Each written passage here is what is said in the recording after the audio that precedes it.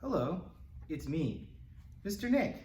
We're going to read another couple stories together because you might be home, Coronado, but you're not alone. Today we're going to read two stories. The first one is called North, South, East, and West, and it's by Margaret Wise Brown. She was the author of a famous story called Goodnight Moon. It's illustrated by Greg Pizzoli.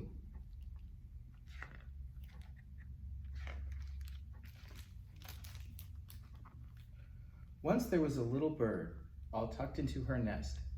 It was almost time for her to fly away.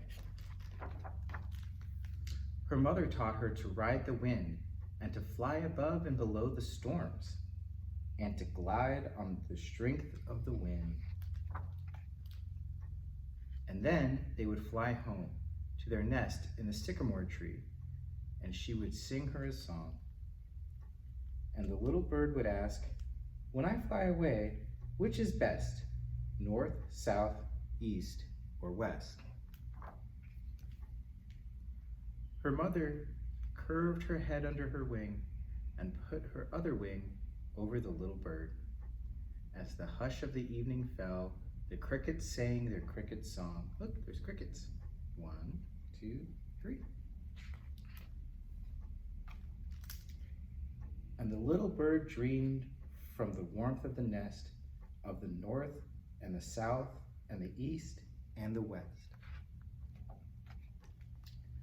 In the bright new light of the rising sun, she stretched her little wings and flew. And she flew on the wind to the north, to a land of ice and snow, where everything was white. Ooh, look how icy and white it is, so cold. Ooh. But it was too cold for the little bird to rest or build her nest. And so she flew around to the North Pole and headed south, till the sea was blue and the trees were green and the thickets were full of flowers. But it was too hot there to build a nest, so the little bird rested, and then she headed west. Over the mountains and the rivers and the plains, to where the red sun sank into the sea. She had flown to the north and the south and the west, but which direction did she like best? She sat on a rock by the edge of the sea, and she thought of her home in the sycamore tree. She had flown to the north and the south and the west, but the east was home. So she stretched her wings and flew into the rising sun. Over the high mountains, over the deep canyons, over the great forests and plains she flew. There's the mountains and forests, canyons, and till she came to where the land was soft and green with rain, and the sycamore trees grew tall. In the spring, when the wild birds sing in the wild green forests of the east, the little bird, a big bird now, sang to her eggs the song her mother had sung to her, till her little birds cracked out of their shells. There's the little shells. They're cracking. Oh, I think some baby birds are coming. And they opened their beaks and said, "When we fly away, which is best, north, south, east, or west?" The end. And that was North, South, East, West by Margaret Wise Brown. The next story we're going to read today, kind of a long one, but it's by one of my favorite illustrators in all of children's books. Their name is Taro Miura. It's kind of a funny shaped book. It's taller than it is wide. That's not what we usually see in children's books, but it should be a fun one. The Big Princess by Taro Miura. Once upon a time, in a land far, far away, there lived a king and queen. The king and queen had no children of their own, but they had a beautiful garden full of all kinds of flowers. It was their pride and joy, and each blossom was tended with the greatest love and care. One night, a white bird came to the king in his dreams. It had a message for him. "You and your queen will be sent a child," the bird said. "Go to your garden when you wake. There, among your flowers, you will find a princess as sweet and charming as your most cherished blossom. But be warned, the princess is under a spell. If you are able to break this spell, the princess will become your true daughter." "And if I cannot break it," asked the king, "then your kingdom will fall to ruins and be lost forever." When morning came, the king remembered his strange dream. Could it be true? He leapt out of bed and ran to the garden. He searched high and low, but the princess was nowhere to be found. It was just a dream after all, thought the king, his heart heavy. But then he heard a little voice. "Your Majesty!" The king turned around, and there, perched on a dew-speckled leaf, was a lovely, tiny princess. Very carefully, the king placed the princess in his hand and carried her to his queen. When the queen saw the tiny princess, she was overjoyed. Then the king told her about his dream. What spell could the princess be under?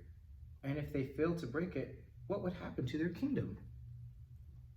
But the more the queen looked at the perfectly lovely little princess, the more she couldn't believe that someone so precious would ever bring them harm.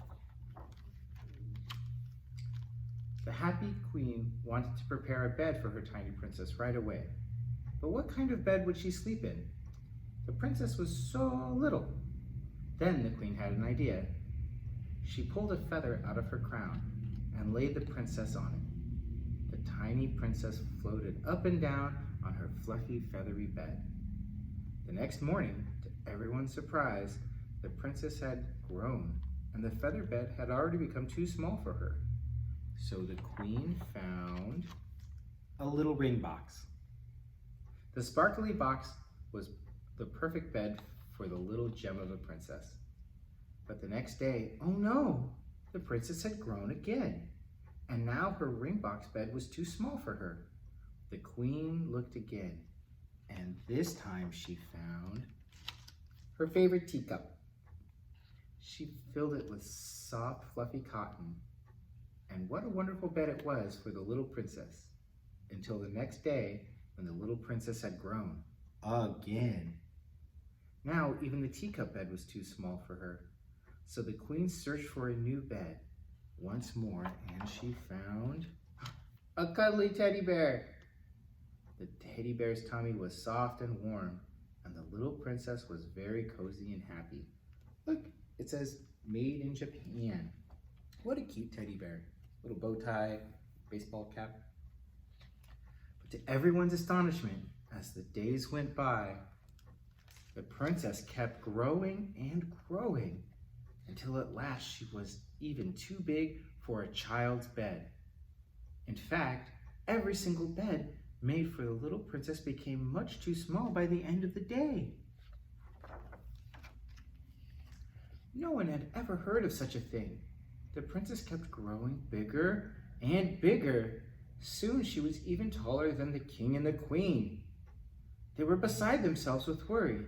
Just how much more was she going to grow? Look, it started with a feather, then the teacup, or the ring box, and then the teacup, and then the teddy bear, and then a child's bed. She keeps getting bigger and bigger and bigger and bigger and bigger. Oh no!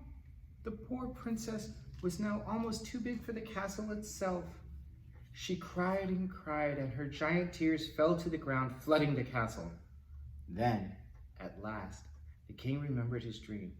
This must be the dangerous spell the white bird had warned him about. He knew he had to break it, but how? So he summoned all the best scholars in his kingdom. Together they tried everything they could to break the spell.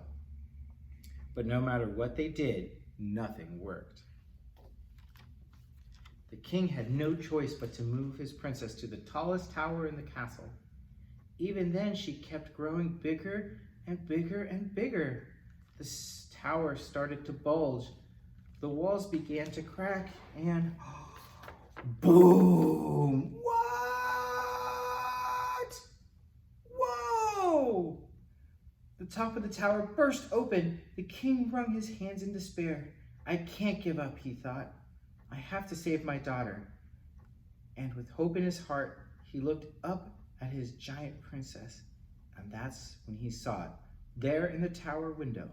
It was the princess's belly button, and something was tucked inside it, something shiny. What on earth is that? Cried the king. He had a ladder brought at once and began to climb the crumbling tower. Wow.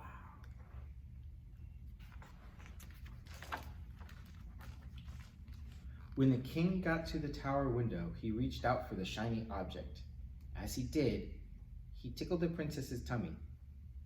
The princess giggled and the tower rocked back and forth. Any moment now, the tower was going to fall down. Then there was a pop. You make a pop sound with your mouth, go like this. Then go pop. Out of the princess's belly button dropped a shiny black seed, right into the king's hand. Guess what happened next? What do you think? The princess suddenly grew smaller and smaller. The spell is broken, cried the king with joy in his heart.